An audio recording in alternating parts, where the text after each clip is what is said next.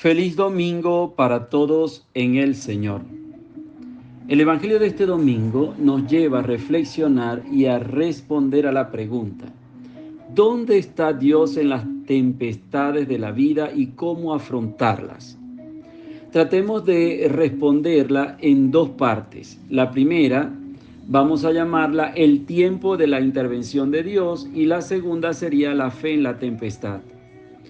En la primera parte vemos a Jesús que ha multiplicado los panes y los peces y la gente quiere aclamarlo como rey. Él no quiere que la gente se confunda con un santón. Y entonces, ¿qué hace? El Evangelio dice que Jesús prácticamente obliga a los discípulos a subir a la barca y pasar a la otra orilla. Encontramos el verbo obligar, que significa hacer presión para hacer que alguien haga algo en un cierto modo. Forzar, imponer. ¿Por qué? Porque la mayoría de ellos eran pescadores y conocían bien el lago y sabían que no era para nada prudente atravesar el lago a esa hora, porque es sumamente peligroso. Y hasta el día de hoy es así. Después de una cierta hora de la tarde, los que han ido de turistas, las barcas ya no hacen viajes con nadie.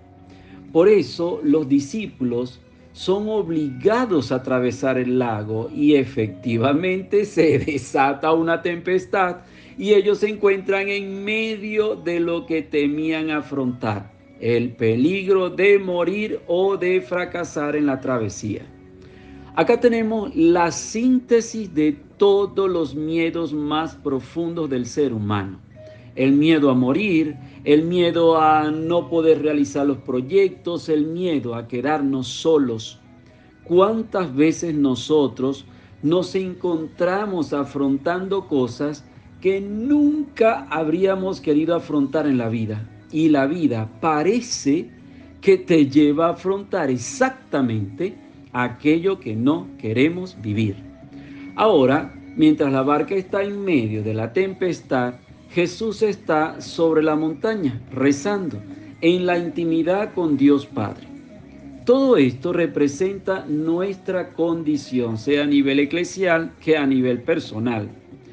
Jesús está con el Padre, ¿ok? Y al mismo tiempo está con nosotros, invisible a nuestros ojos. Eso es lo que dice la fe.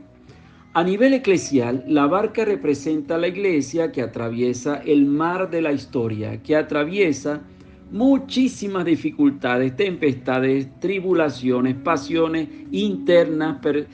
Pensemos ahorita en todos estos escándalos internos que estamos viviendo en este tiempo. Y también hay persecuciones externas. ¿Cuántos mártires hay del siglo XXI para acá? La barca también representa nuestra vida. ¿Cuántas veces nos encontramos afrontando tempestades, tribulaciones interiores y exteriores? Agonías, miedos, desilusiones, sufrimientos, enfermedades, incomprensiones, traiciones. Llegan todas estas cosas y tú combates. Perfecto. Pero parece que no van a terminar nunca. Saludo en este momento a mi querido amigo Jesús Galdós.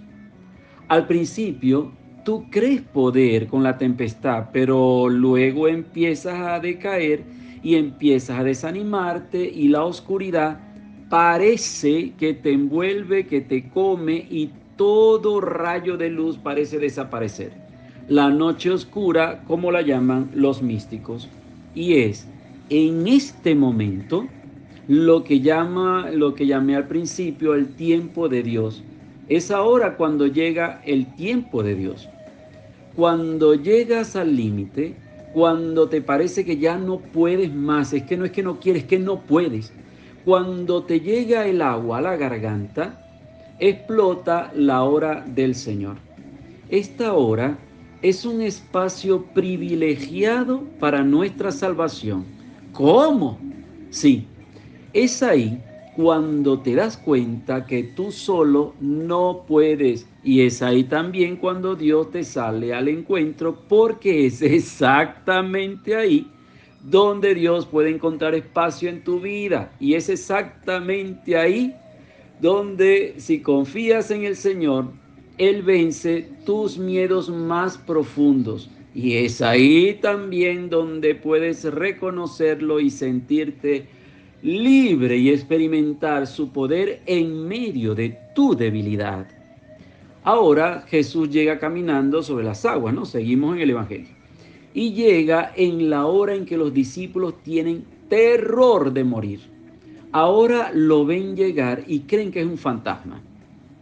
Este detalle nos parece, como decir, como medio tonto, ¿no? Pero no lo es. Tiene un significado existencial. ¿Cuántas veces el Señor viene a nuestro encuentro y nosotros no lo vemos? Como si fuera un fantasma. Cambiamos la luz por las tinieblas. Cambiamos los signos de Dios por casualidades. Reducimos las diosidencias por vanas coincidencias. O cambiamos nuestras elucubraciones mentales, que sería el otro extremo, por los signos de Dios. En el fondo, ¿cuántas veces cambiamos Dios por un fantasma? Fíjense, nosotros le rezamos muchísimo por X situación, ¿ok? Y cuando llega su providencia, no creemos en lo que nos llega porque no coincide con la forma como pensamos nosotros que Él debería de actuar en dicho acontecimiento. Preguntémonos, ¿sabemos reconocer al Señor que viene a nuestro encuentro? Ahora entramos en el segundo punto, la fe en la tempestad. Los discípulos gritan por el miedo y Jesús les anima diciendo, ánimo, soy yo, no tengan miedo. Pedro le responde, Señor, si eres tú, mándame venir hacia ti caminando sobre el agua. Parece que Pedro retara a Jesús, pero en el fondo acá hay algo de sumamente importante. Queridos oyentes, Pedro no le pide al Señor que haga desaparecer la tormenta, que le solucione el problema. Pide, haz que yo camine sobre las aguas. En el fondo, este es el deseo más profundo que tenemos, tú y yo.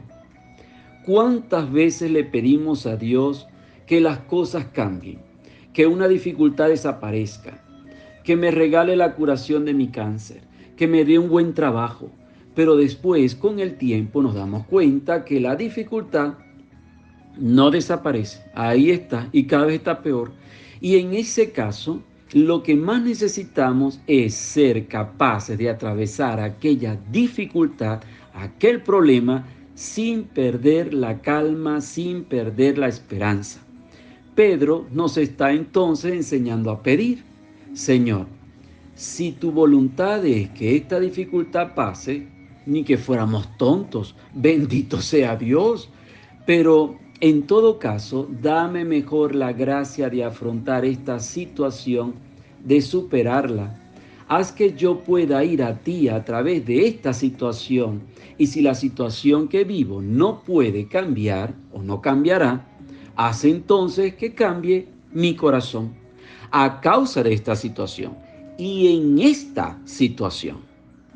Jesús dice, ven Pedro. Ahora, mientras que Pedro tiene la mirada fija en Jesús, fiándose de la palabra del Señor, inicia a caminar sobre el agua. Hace algo que humanamente, pues, no se puede hacer. Camina sobre la misma situación que antes le quitaba la paz. Por eso, cuando vemos a una persona que continúa a amar y a perdonar a aquel que le ha hecho daño, ¿no es esto caminar sobre el agua? Recuerdo siempre una pareja de mi parroquia de Maracaibo que perdonó a su esposa que le había sido infiel. Y no solamente eso, sino que de esta infidelidad quedó embarazada. Para mí fue impactante, a tal punto que hoy mismo lo estoy diciendo acá. Y para remate, este niño después era el hijo más apegado a este papá, más que sus propios hijos, por decirlo así. Por eso acá no se trata del producto de nuestro esfuerzo, sino de una gracia que el Señor da a quien, como Pedro, tiene la mirada y el corazón fijos en el Señor. ¿Qué sucede después?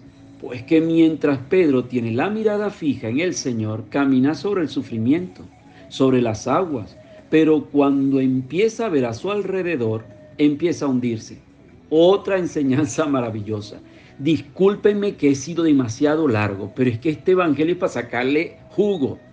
Mientras que tengamos fija la mirada en el Señor, seremos capaces de caminar sobre aquello que nos destruye, que nos mata. Entonces, es en ese momento cuando tenemos que gritarle al Señor sin vergüenza y hacer como Pedro: Señor, sálvame. Esta es una hermosísima oración que toca directamente el corazón del Señor. Y Jesús lo agarra por la mano. Hombre de poca fe, ¿por qué has dudado? Este gesto de Jesús, que rápidamente le tiende la mano, lo quiere, lo desea hacer hoy contigo el Señor. Entonces, agarra la mano del Señor, aférrate a Él y confía en que quiere salvarte. Y junto a Él seremos capaces de atravesar situaciones que hoy son imposibles para ti de atravesar con tus propias fuerzas. Cristo es más grande que nosotros. Aferrémonos a Él y así descubriremos que nos invadirá una paz que no es nuestra. Que el cáncer, aunque no desaparece, hay algo que cambia dentro de ti. Que aunque aún sigues sin trabajo y las deudas se acumulan y puedes ir a la cárcel, la paz habita en ti. Esto que estoy diciendo es de loco.